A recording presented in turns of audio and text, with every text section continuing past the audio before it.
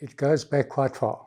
When I was an honour student in 1983 at Rhodes University, this fireball of energy and enthusiasm, Professor Francis Wilson, came to visit the economics department to tell us about a big conference that was being convened by SALDRU in Cape Town in 1984.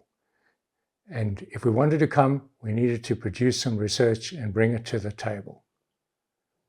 I couldn't make it to the conference because I was going off to the US for graduate studies in development economics. And so I wasn't part of the 84 conference.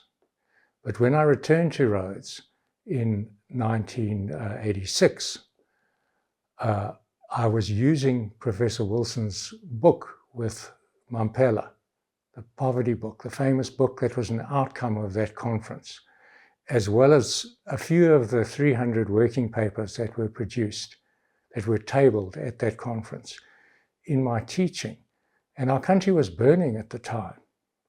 And the research was a way of telling students what the context was for the protests that were going on and the police on our campus.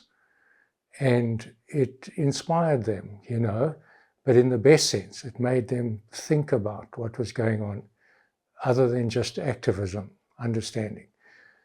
So it was crucial, and it was my own induction as well. It was wonderful to read the research that Francis had convened and produced. Then I went back to the US to finish my graduate studies. And when I came back to the country, I was quickly appointed as a senior lecturer in the economics department at the University of Cape Town.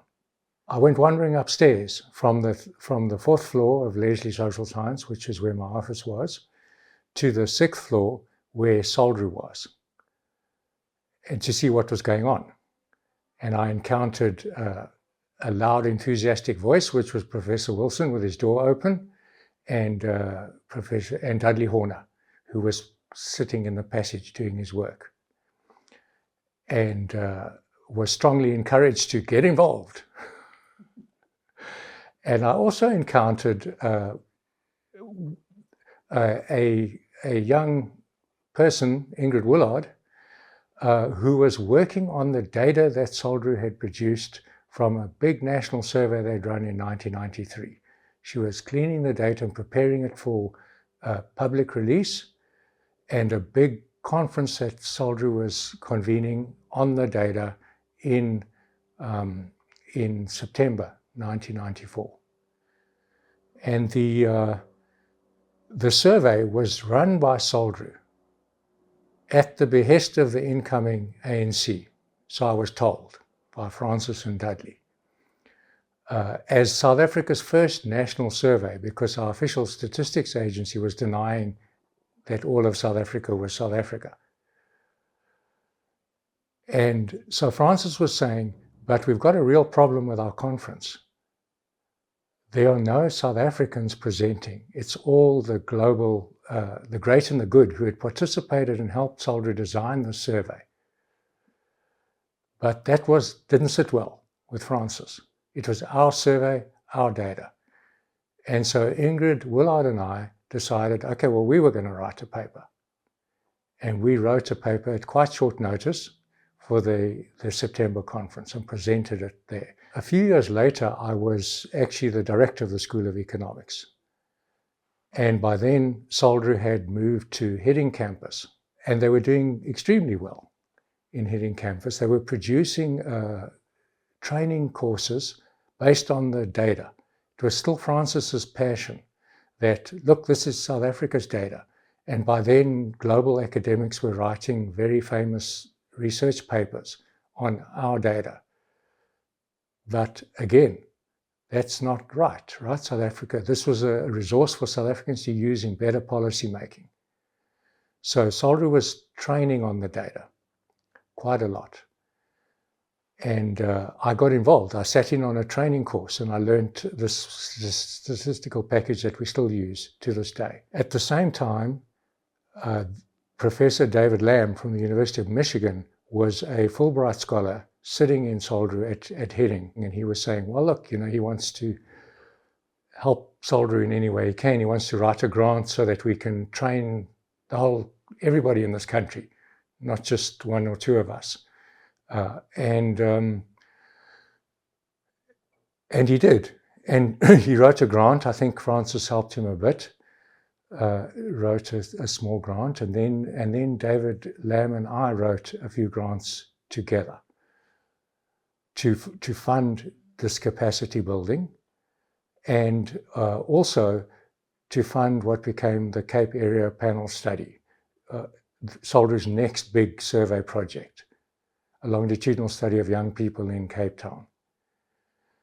And then also as the director of the school, I then had visits from University of Michigan, formal visits, about institutionalizing and raising money to build institutional capacity to train South Africans on their data.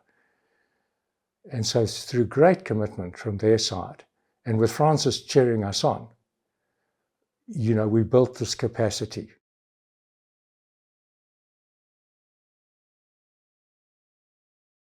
Francis was still the director of SALDRU, but he was busy transitioning with his passion on these data. So at that point, around about 2000, he transitioned into the director of data first. And I think it was about that time that he also had his first retirement from UCT, first of many. And so at that point, with me as the director of the school, but also having become involved in many of SALDRU's surveys and doing research with the unit and with their data, I became then Francis's successor. And it was sort of as quiet as that. At the same time as I become the director of SALDRU, I'm also finishing up as the director of the School of Economics, and the unit's back here on campus. And that's when sort of the Murray era started, if you like. But it was much the same. It's a continuation then of what we seeded in that very organic transition. And so through the 2000s, we were doing a lot of training for this country, having institutionalized it and strengthened that funding for that and built it, and really ramped up our survey work. And we were working with wonderful international partners and very bright young scholars. So producing very good research. And so that was that was sort of how we carried forward Francis's legacy, if you like, in our own way a little bit, but carried it forward. And that went then all the way into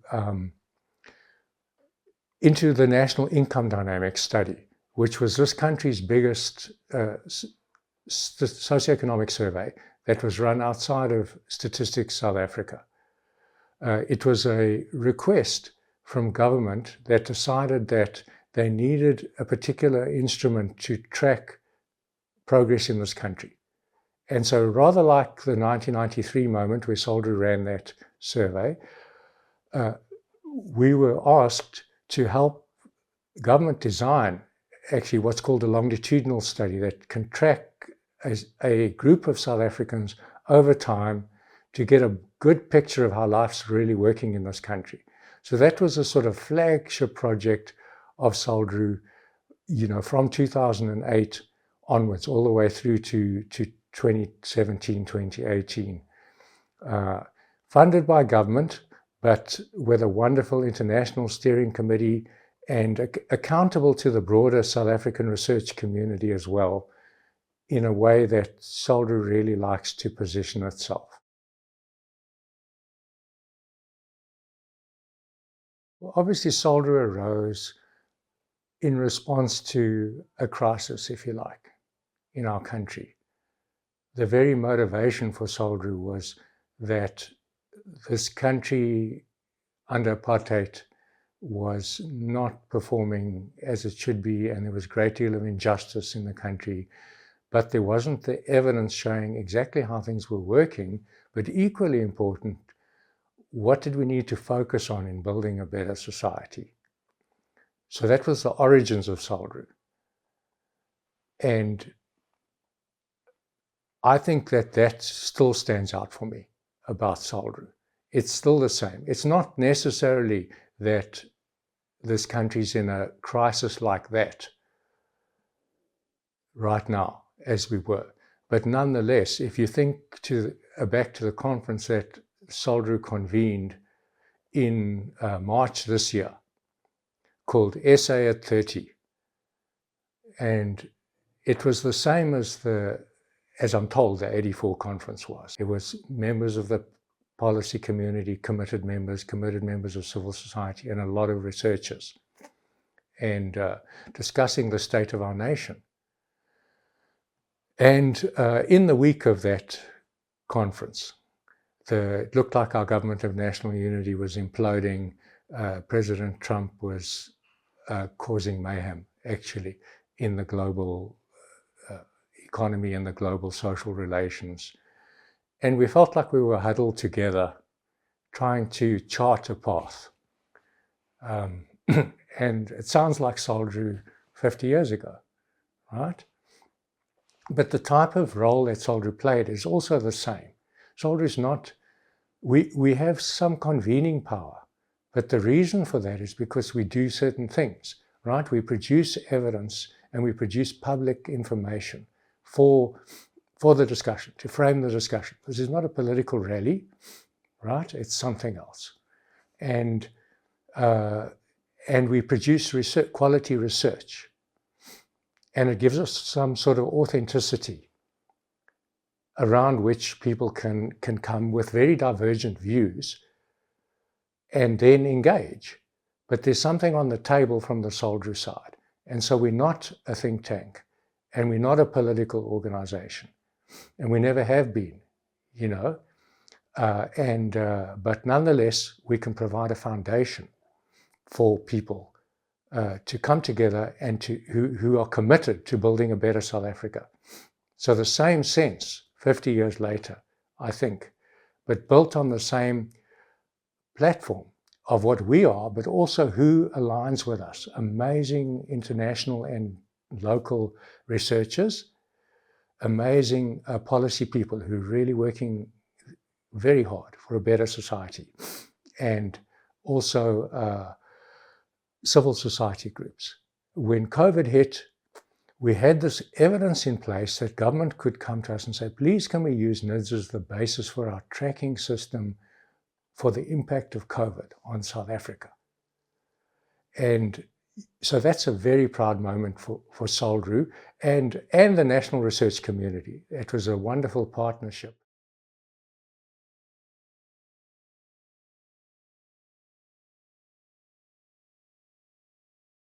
Towards Carnegie 3 was Francis again. It was almost as though, okay, he'd done his bit in data first. And he was sort of asked to convene a process in this country to take stock, right? It was 2012, or he was probably asked even in 2011. Now we know that what was going on in this country was losing its way at the time. So a broad constituency of people asked SALDRU to convene a conference. And it was pretty natural to call it towards Carnegie 3, because the idea was that it would stimulate a Carnegie 3 inquiry into poverty and inequality. I mean, people then understood that inequality was very harmful to this country. But Carnegie 3 didn't happen, actually, for a range of reasons, or something called Carnegie 3 didn't happen. But it's not the name, it's what we were wanting out of that process that was crucial. And so what happened was that I was asked to be the university's Pro-Vice Chancellor for Poverty and Inequality. And this momentum to convene something, if it wasn't called Carnegie 3, didn't go away. But now it was my task. And so there was something of a handing over from Francis to me, whereas before I'd been supporting him in Towards Carnegie 3, now he was like the ambassador or the president if I was the prime minister, right? He was still the crucial ingredient that I needed to walk alongside me. And we carried on this process. But it was really a moment that the University of Cape Town grabbed its mandate to fulfill its mission. So they were asking SALDRU to lead something with me as the Pro-Vice-Chancellor, but the university was owning this process too, which was quite amazing. And the university community was rallying around. The research units in the university were meeting regularly on something called the Poverty and Inequality Initiative to ensure that we had the research base as a university. It was like the university behaving like SALDRU, writ large, right? Marshalling everything they had. And at the same time, Professor Crane-Sudin, who was a Deputy Vice-Chancellor at that stage, and myself were convening something that became the Mandela Initiative, rather than Towards Carnegie 3, in partnership with the Mandela Foundation and with a lot of influence in making this happen from Mampela and Trevor Manuel and people who just helped to put this new national convening together. And so we ran a process all the way through to 2018, and with very active participation from other South African universities and many vice-chancellors and many eminent South Africans on this committee that ran the Mandela Initiative and the foundation themselves. Did a lot of hard work. Francis was just like Francis in going around the country and convening, persuading community groups that they had knowledge and they had something to say and they must come, make them part of it.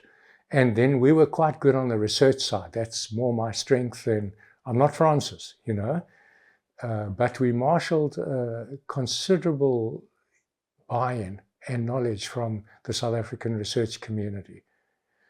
And so we ran the Mandela Initiative and we closed it out in February 2018 at a final event, not closing out the initiative necessarily, but handing it over to the foundation to carry forward, having put forward a platform of knowledge about where we needed to go in the country.